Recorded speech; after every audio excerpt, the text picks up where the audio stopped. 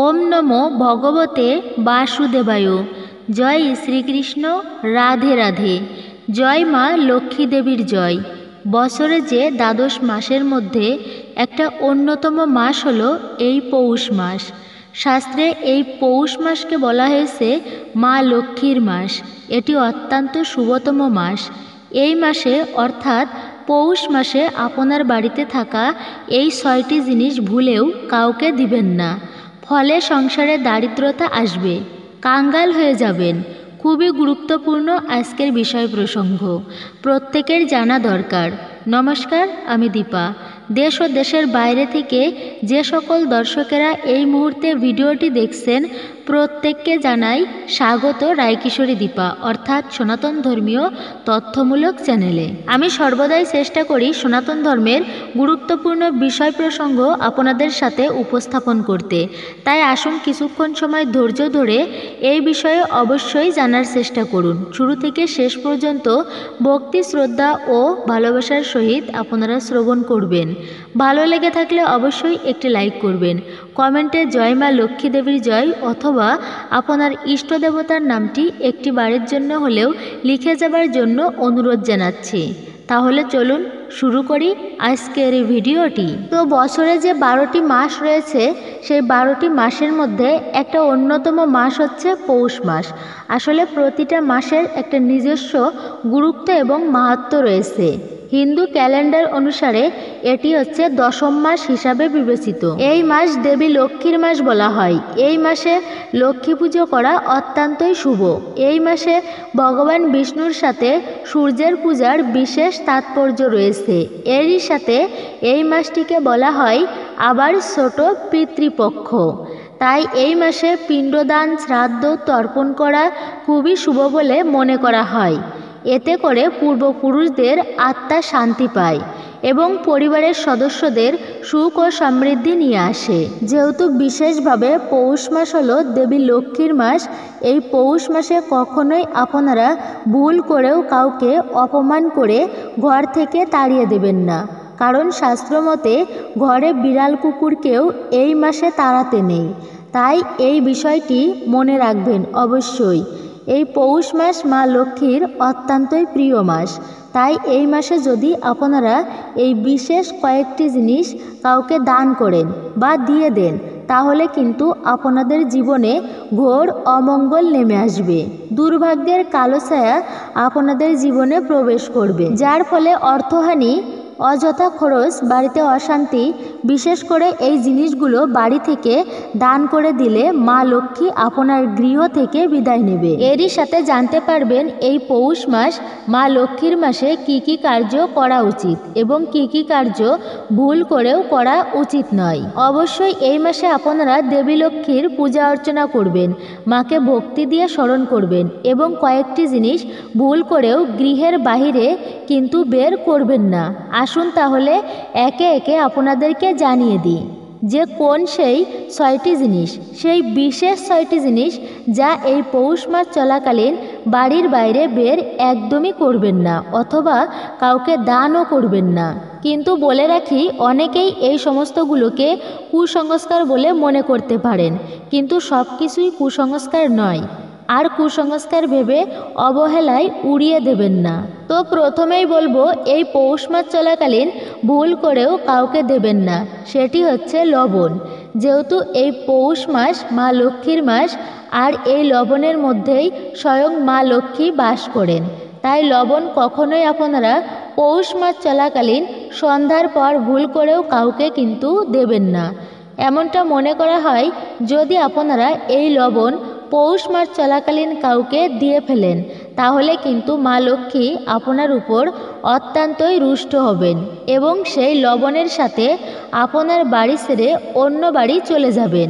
তখন আপনাদের জীবনে আর্থিক কষ্ট শুরু হতে থাকবে, অর্থ সঞ্চয় করতে পারবেন না এবং শত চেষ্টার ফলেও লক্ষ্য করে দেখবেন চারিদিক দিয়ে আর্থিক সমস্যায় পড়ে গেছেন, অর্থাৎ আর্থিক সমস্যায় জড়িয়ে গেছেন। তাই অনুরোধ করব, দেবী লক্ষ্মীর মাস যেহেতু এটা, তাই এই লক্ষ্মী মাসে লবণ ভুল করেও অর্থাৎ পৌষ মাসে লবণ ভুল করে আপনারা কাউকে দেবেন না, এতে মা লক্ষ্মী অত্যন্তই রুষ্ট হবে আপনার প্রতি। এরপর যেটির কথা বলবো যা এই পৌষ মাসে দিতে নিষেধ করব, তা হলো অর্থ বা টাকা পয়সা।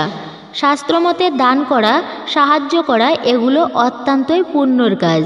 দানের অনেক মহিমা এবং মাহাত্ম্য রয়েছে শাস্ত্রে, সেটা কখনোই অশুভ নয় বা অস্বীকার করা যাবে না। কিন্তু যে দান আপনাদের জন্য ভবিষ্যতে অশুভ সংবাদ বহন করে নিয়ে আসবে, সেই দান না করাই ভালো। তাছাড়াও আপনারা যদি এই পৌষ মাস চলাকালীন নিজের বহু কষ্টের উপার্জিত অর্থকে অন্যের হাতে তুলে দেন বা কাউকে ধার দিয়ে দেন বা ঋণ দিয়ে দেন, তাহলে ভবিষ্যতে আপনারা কিন্তু প্রচণ্ড পরিমাণে অসুবিধায় পড়বেন, কেউ আটকাতে পারবে না। তাছাড়াও টাকা পয়সার কারণে দেখবেন অনেক সময় নিজ আত্মীয়দের সাথে, বন্ধুবান্ধবদের সাথে, অর্থাৎ কাছের মানুষদের সাথেই এক পর্যায়ে সমস্যার সৃষ্টি হয়ে যায়, সম্পর্কগুলো নষ্ট হয়ে যায়।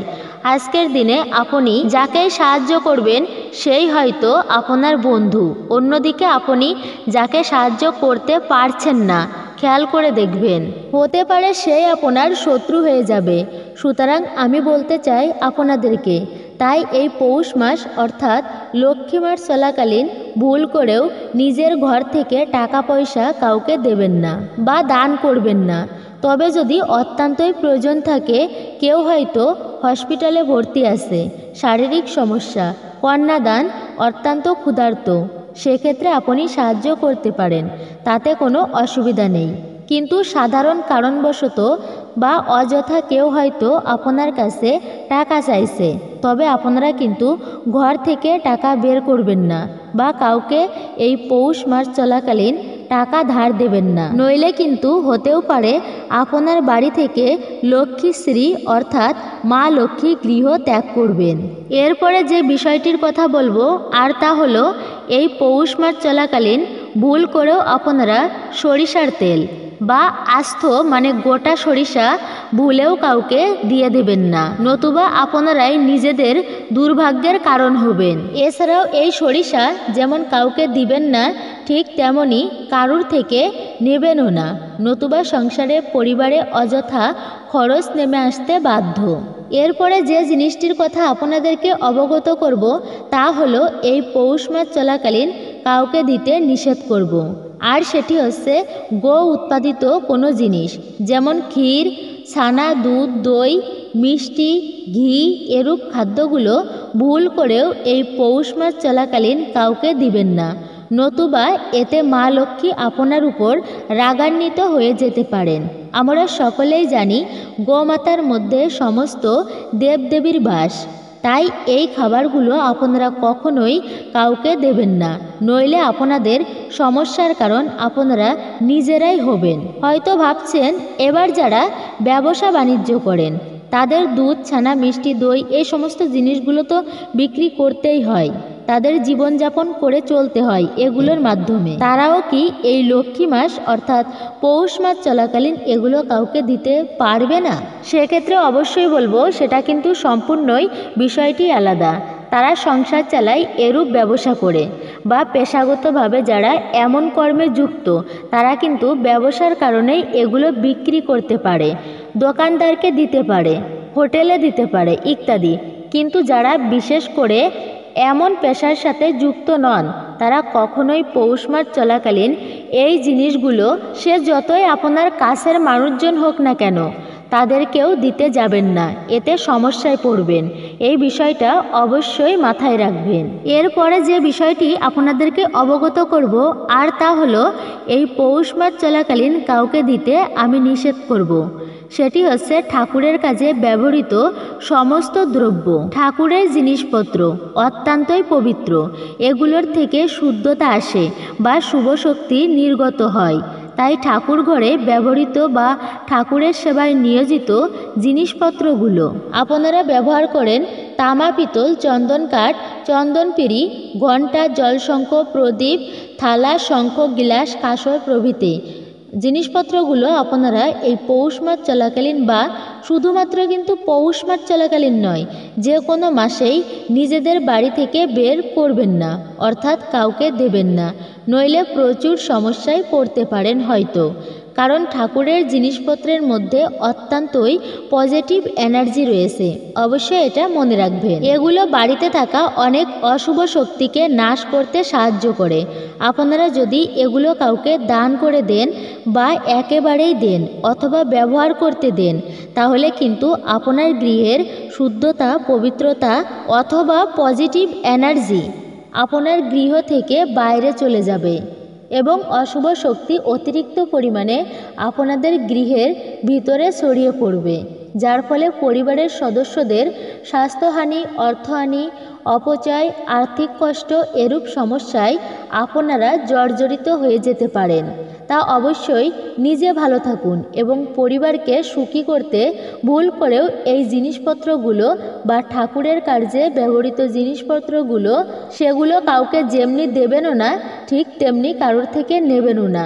যদি নিজেদের ভালো চান তবে এই নিয়মগুলো অবশ্যই মেনে চলবেন, তবে বাকিটা কিন্তু আপনার ব্যক্তিগত ব্যাপার যে আপনি মেনে চলবেন কি চলবেন না, কারণ নিজের ভালো তো সবাই বোঝে, তো সেটা আপনার উপর ছেড়ে দিলাম।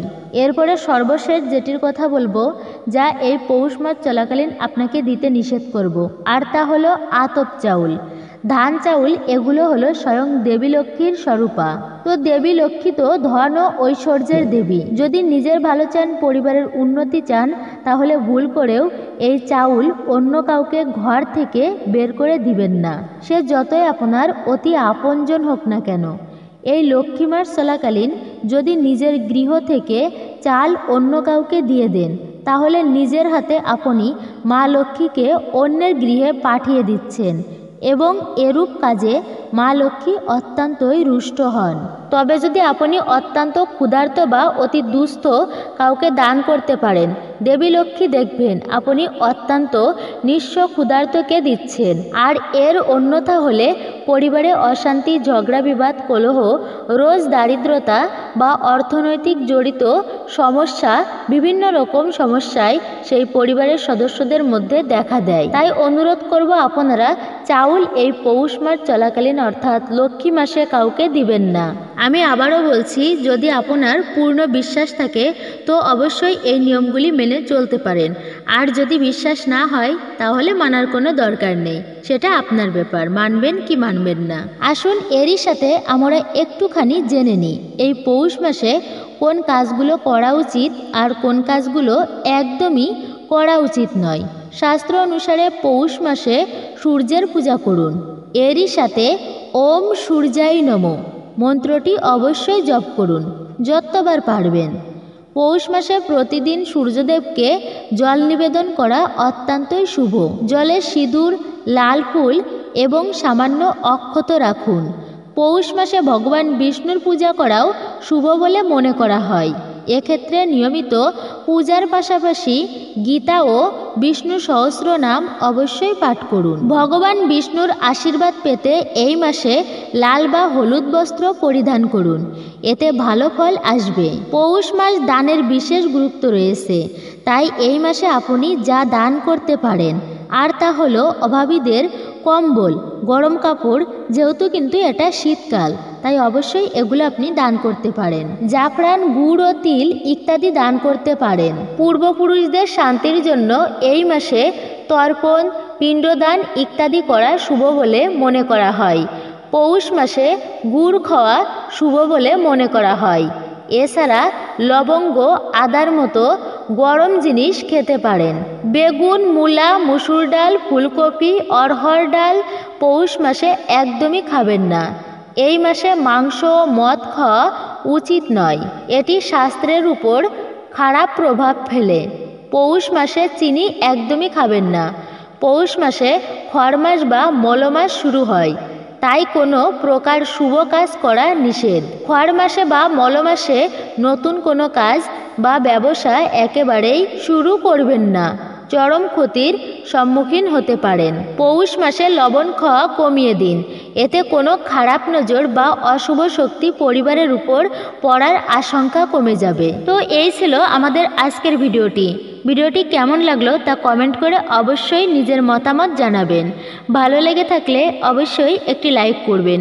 কমেন্টে ভক্তি, ভালোবাসা ও শ্রদ্ধার সহিত জয় মা লক্ষ্মী দেবীর জয় অথবা আপনার গুরুদেবের নামটি একটি বারের জন্য হলেও লিখে যাবার জন্য অনুরোধ জানাচ্ছি। আর আপনি যদি আমাদের চ্যানেলের নতুন দর্শক হয়ে থাকেন তো বিশেষভাবে অনুরোধ করব, চ্যানেলটি অবশ্যই সাবস্ক্রাইব করে পাশে থাকার নোটিফিকেশন বেল বাটনটি অল করে রাখুন। তাহলে সকলে সুস্থ থাকুন, ভালো থাকুন, পরম করুণাময় ঈশ্বরের অশেষ কৃপায়। তো আবারও কথা হবে আপনাদের সাথে নতুন কোনো ভিডিওর বিষয় নিয়ে।